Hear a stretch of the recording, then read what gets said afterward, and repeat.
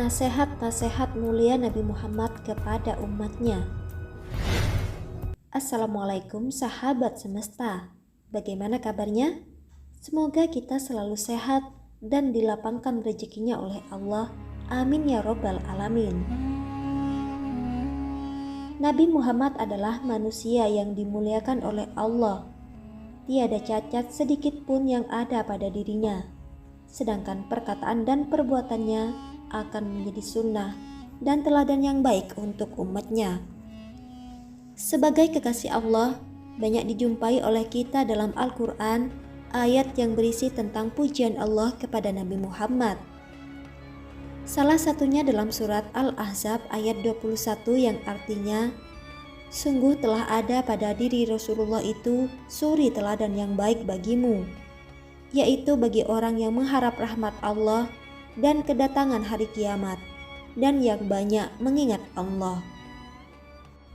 Hal lain yang menjadi keistimewaan Nabi Muhammad adalah rasa cintanya yang begitu besar kepada umatnya, sehingga Nabi Muhammad memohon kepada Allah agar kelak di akhirat beliau dapat memberi syafaat kepada semua umatnya. Bahkan di saat sakaratul maut, Nabi Muhammad masih memikirkan umatnya. Dikisahkan bahwa Nabi Muhammad pernah memberi nasihat kepada salah satu sahabatnya dan agar menyebarkan nasihat itu kepada orang lain agar selamat hidup di dunia dan di akhirat. Sahabat semesta, nasihat apa sajakah yang disampaikan oleh Nabi Muhammad? Mengapa harus mengamalkan nasihat-nasihat tersebut? Dan apakah dalam Al-Quran juga terdapat nasihat yang seperti dinasihatkan oleh Nabi Muhammad? Simak video ini sampai usai agar kita dapat menambah ilmu pengetahuan. Jangan lupa like, komen, share, dan subscribe channel ini. Sahabat semesta, diriwayatkan dalam hadis Tirmidzi disebutkan bahwa terdapat 5 nasihat yang disampaikan Nabi Muhammad kepada sahabatnya Abu Hurairah. 5 nasihat ini juga bisa kita amalkan dalam kehidupan sehari-hari, karena nasihat ini sejatinya untuk semua umat Nabi Muhammad. Berikut 5 nasihat Nabi Muhammad untuk umatnya. Jagalah dirimu dari sesuatu yang haram. Niscaya kamu akan menjadi orang yang paling beribadah kepada Allah. Nabi Muhammad berpesan agar umatnya meninggalkan semua yang diharamkan oleh Allah. Hal ini dianjurkan agar kita dapat menjadi orang yang beribadah kepada Allah. Sesuatu yang haram dapat membuat hati kita menjadi kotor, dan hati yang kotor menyebabkan kita merasa berat untuk melakukan ibadah kepada Allah.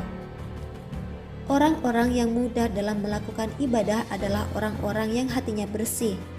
Semakin bersih dari kemaksiatan, maka akan semakin mudah dalam melakukan kebaikan yang diperintahkan oleh Allah.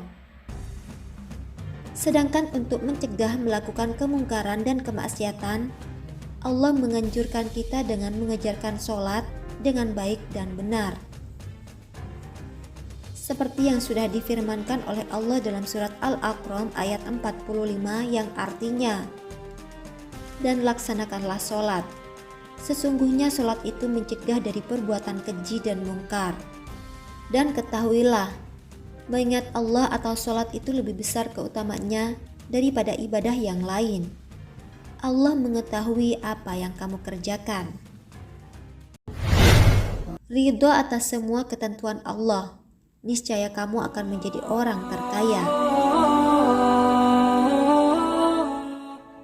Nabi Muhammad juga memberikan nasihat agar kita ridho atas apa yang terjadi pada kita, karena semua yang terjadi sudah menjadi ketetapan Allah.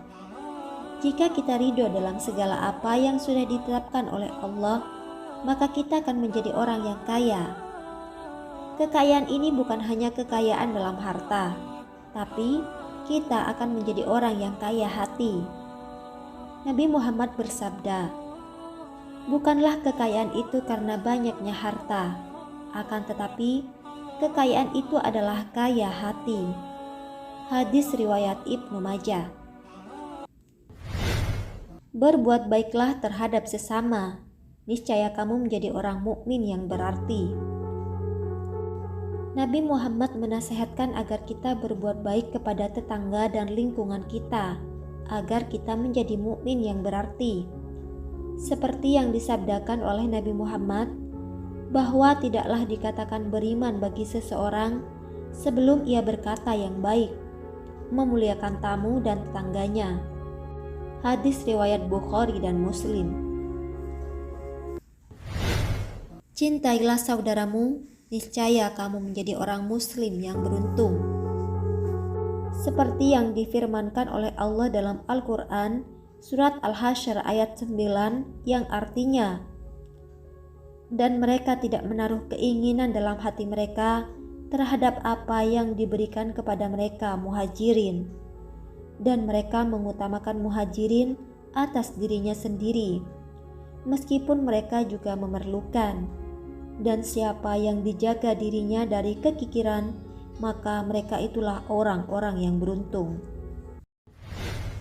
Janganlah banyak tertawa, karena tertawa dapat mematikan hati.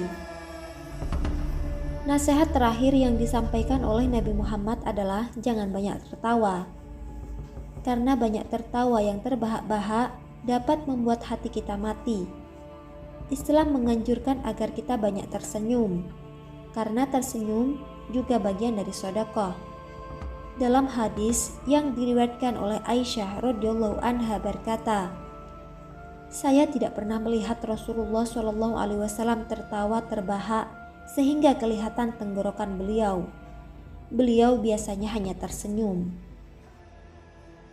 Sahabat semesta, itulah nasihat-nasihat Nabi Muhammad kepada sahabatnya Abu Hurairah yang patut kita amalkan, agar kita menjadi orang-orang yang beruntung dan mendapatkan ridha Allah, baik di dunia maupun di akhirat. Semoga kita dapat mengamalkannya. Wallahu a'lam bishawab. Wassalamualaikum warahmatullahi wabarakatuh.